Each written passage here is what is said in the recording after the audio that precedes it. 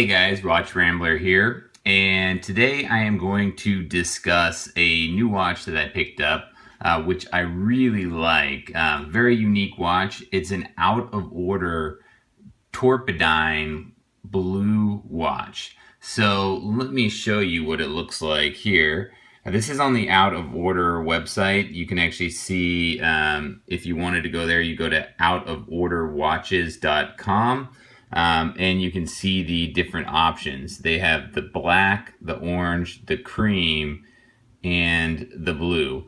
Honestly, I was torn between the orange and the blue. I think they both look really sharp, but overall, I decided to go with the blue and am very happy with it. So without further ado, let me show you what we have.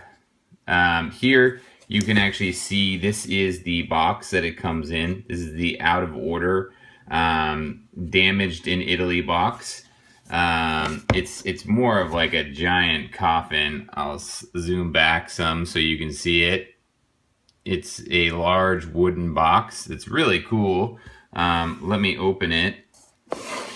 And there she is. So let me zoom back some. Here you can see the whole thing.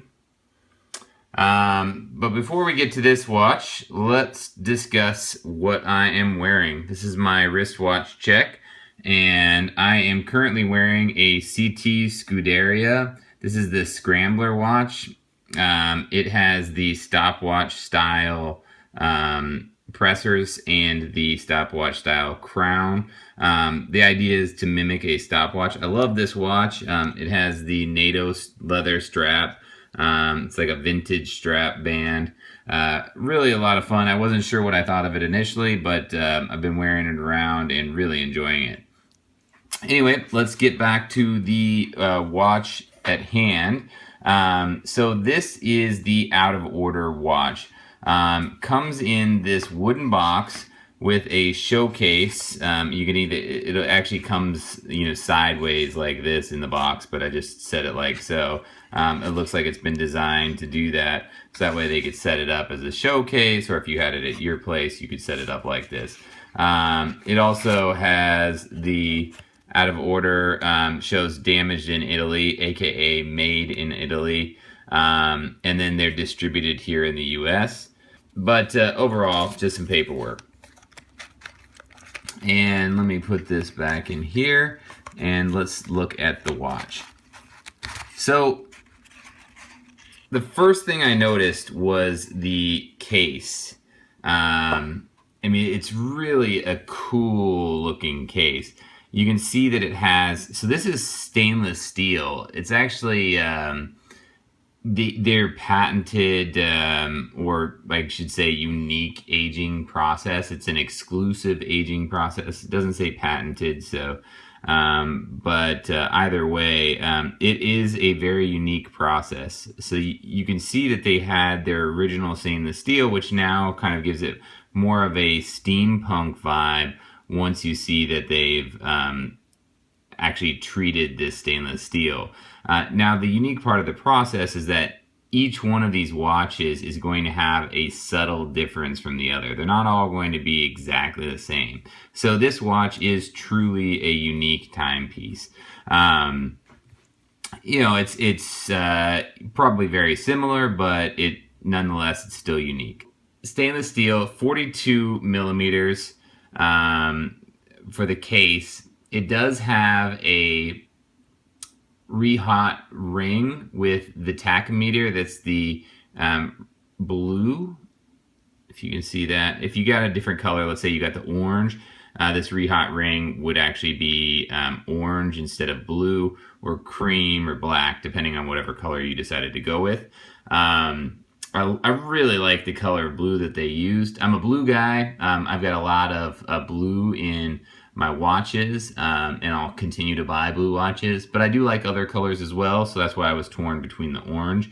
The one thing, so the glass, it actually looks good, but it is mineral glass, so it's not sapphire. That was actually kind of a bummer at a $650 price point. I would kind of expect to get a sapphire crystal um, out of a watch, that's especially a micro brand watch. You know, if it was like maybe a um, higher end watch, or a watch manufacturer, and this was their entry level model, then yeah, maybe I wouldn't get the sapphire crystal, because I would be expecting that you're also paying for the name and their QC process that's well established at that point. But with a micro brand, I kind of was disappointed about that. Now, I will say that the style of this watch is such that if you do actually wear this watch out a little bit, beat it up, and they actually advise you to just wear it and beat it up and ding it, and because it is supposed to be a damaged look. So as it gets more and more damaged, it will acquire more and more character, which I like, because I'm very hard on watches. But I think, yeah, maybe you scratch the glass and it does have a little character, but at the end of the day, I want my dial to actually look really sharp and crisp, regardless of how beat up it is around the outside. And I actually think it would have made a cooler look to have a beat up watch around the dial with a nice clear crystal. And but whatever. Like I said, that's the biggest holdup with this watch, is the mineral glass, or I should say the mineral crystal. But you have to know that going in. It does use super luminova dial, so it does have a fairly good lume to it. So I was pretty pleased with the lume. I wasn't really expecting that, and it was a nice, pleasant surprise.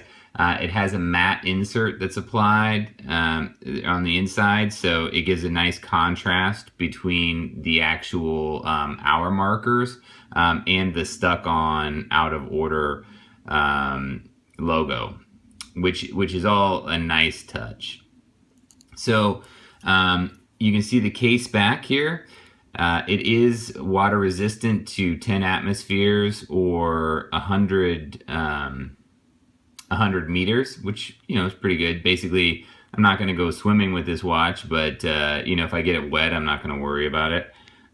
You can see out of order, damaged in Italy. I do like how they actually match the color of the glass on the back to the color that you choose of the watch. So I chose the blue, and I get this blue colored glass. If you went with the orange, you would have an orange colored glass. On the black, I'm not sure, maybe it's like a tinted color glass that you can see. Either way, what you're seeing inside here is you're seeing the automatic Miyota 8217 Japanese movement. Let me see if I can actually go in here. 21 joules. You can see Miyota company in Japan. It's a good movement. I like it. It tends to work. It's a reliable movement. So no complaints from me there. Here with the crown, you can unscrew the crown. It pops out, and then you can wind the watch manually, which is a feature I actually really like. I have some watches that are automatics that I cannot manually wind. And I don't know what it is about manually winding a watch, but I do get satisfaction out of doing it. I'll actually pick these watches up at night, and I'll sit here and I'll actually just manually wind them while I check them out, because I really admire the beauty of all of these pieces. Like, I mean, you can tell how unique this watch is. I mean, it's very, very unique. On the crown, you can see their logo. It's kind of faded. I mean, this would be a tremendously popular hipster watch, but I think even if you're conservative, I'm more a conservative guy in my day-to-day. I do like it as well. You can pop the crown one more time to click the date. The date is very responsive. Pop it again, and then you can adjust the time. And as you can see, it is not hackable. So I've pulled it all the way out to adjust the date, or excuse me, the time. It is not a hackable movement. whether that matters to you or not. I mean, it's an automatic watch. It's not going to be precise. I mean, they're good, but they're not as precise as most quartz movements. So, you could get a $5 watch at Walmart, and it would be maybe more accurate than most automatic watches. So you didn't buy it for that. But the fact that it's not hackable does mean that you're already building in some inherent time discrepancies. So you might start 15 seconds off or 20 seconds off from real time. But if you need that kind of timeliness in your life, you should have you should probably Schwarzkopf it and have a digital piece on your other wrist, or maybe a quartz, whatever works for you. But on this piece, it works just fine. I like it. I do like the fact that it also has a secondary 24-hour dial in here, which is really handy depending on what type of industry you're in. But for me, I actually use 24-hour time when I'm at work. When I'm not at work, I use 12-hour time. But either way, it's nice to have that feature. And then also, just so you know, when you set the date on this watch or another watch similar to the movement, it's important to know that you need to actually use the hand movement of the hour to get it to the appropriate time on the 24-hour clock before you set the date. Otherwise, your date could be about 12 hours off. So let's move on to some of the more aesthetically appealing aspects that I found with the watch.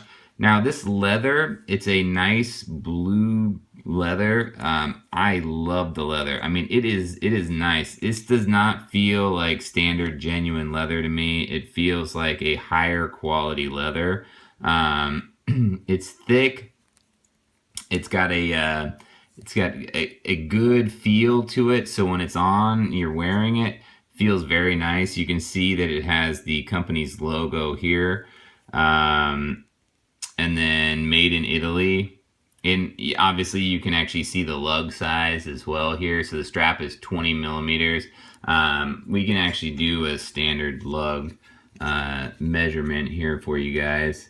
Yep, so 20 millimeters. So it is, it's a good size. You can get different bands for it if you wanted to, but I really like the bands that came with it.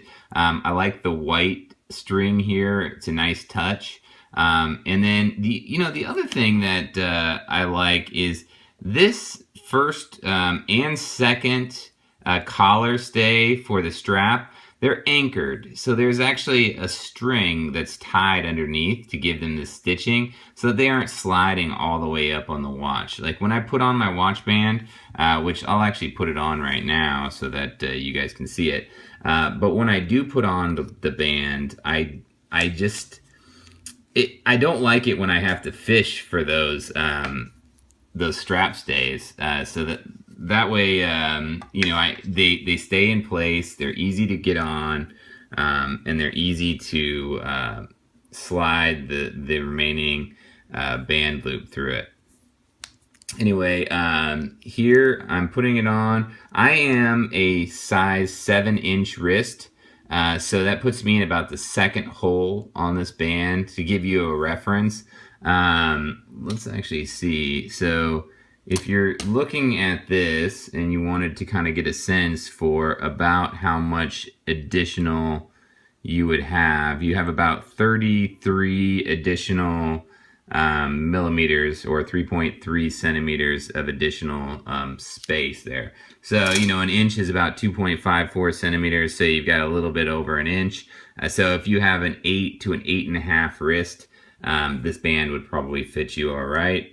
If not, then if it's larger than that, you might need to get a larger band, which would actually be a shame because the strap is what it really complements the watch well. So maybe this wouldn't be the brand for you. And with the 42 millimeter case, you might want something a little bit larger if you've got a larger wrist. But if you like the style, I think it actually works really well. here, so you can see it on. But here's what I was talking about with these stays here for the strap. Like, I pull it out and it's still there, and I just slide it in. I mean, it's really nice. I just hate having to fish one from back here and then slide it down. It's really cumbersome, and it just takes a little extra time. And it's nice to not have to think about it. Pop it out, slide it in. I mean, it's just something small, but as I always say to myself, whenever I'm thinking about these watches, small things add up to big things. And the big thing to me is a higher quality watch, or a watch that I enjoy more. And, this watch is, it's those little details that I like. So here you can actually see this is the treated band as well. So it's stainless steel that is treated, but you can see it almost has like a patina look to it. I think it looks great. You can see the logo embossed there. All right, well, so let me just make sure I covered all the details with you guys. This watch is made in Italy, and just to give you a little bit more information about the company itself, Out of Order, it was founded in February of 2013 near Venezia, Italy. This is the birthplace of Marco Polo, for whatever that is to you, but makes it a little bit more authentic, I would say. Then they pride themselves on having kind of old vintage charm for their different watches. You can see some of their different watches to kind of get a sense for what style they make. I just love this style of case. I'm a huge fan of it. So you'll notice that as I do more and more reviews, they'll feature a lot of watches that have this style of case. And they also say that you don't really need to worry about tarnishing these cases because they're designed to look worn. So they actually say, please treat them badly. And I quote, that's from their site, please treat them badly. The more beat up they are, the cooler they look. And I actually agree, aside from the crystal, like I said. So if you're okay with a mineral crystal and a really cool watch, I would highly recommend it. I do get compliments on this thing. I haven't had it for that long, few days, I would say, and I've already received numerous compliments on it. Like, people will actually stop me and just say, that's a really cool watch. So whenever I get that, I kind of think, oh, this is, other people think it's cool too. I mean, that's not why we buy the watch, so that other people will think our watch is cool. But we buy the watch because we think it's cool and we like it, which is, I think, the important part. But other people do also like this watch. So if you have any questions or suggestions, please add them to the comments down below. I'd like to thank you for watching this video. If you do have any other videos you'd like to see, let me know. Or if you have any corrections to anything that I've said, please let me know as well. And if you do like the video, I'm going to start adding more and more videos. So feel free to subscribe, and you can just kind of see the videos as they come out. All right, well, thanks so much for watching, and happy watching out there.